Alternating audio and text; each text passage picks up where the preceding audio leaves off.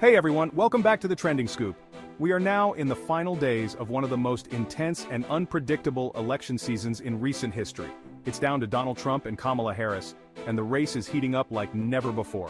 Today, we're going to break down the highlights of both campaigns, talk about the controversial moments that shook things up, and look at the latest polls to see who's leading as we head to the finish line. First, let's talk about Donald Trump. The former president has been running a campaign focused heavily on what he calls a return to greatness.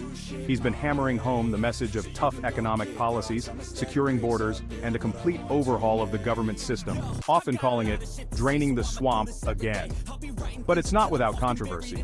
Trump has faced major backlash, especially after his comments during debates where he questioned the integrity of mail-in voting yet again.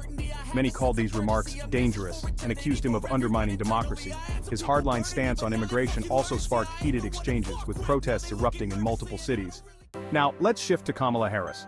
As the sitting vice president, she's been making her case with a message of inclusivity and economic fairness, appealing to younger voters and communities of color.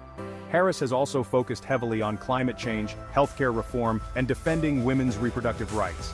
But Harris hasn't been free from controversy either. Some critics argue that she's too closely tied to the current administration's policies, particularly on issues like inflation and foreign policy. There's been a lot of debate over whether she's distanced herself enough from those policies or doubled down on them.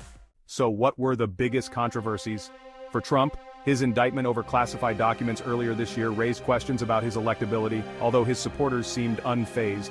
On Harris's side, the handling of immigration at the southern border continues to haunt her, despite multiple speeches promising reform. Now let's dive into the latest polls. According to NBC News, this race is incredibly tight. As of now, Trump holds about 48% of the vote, while Harris is just slightly behind with 46%.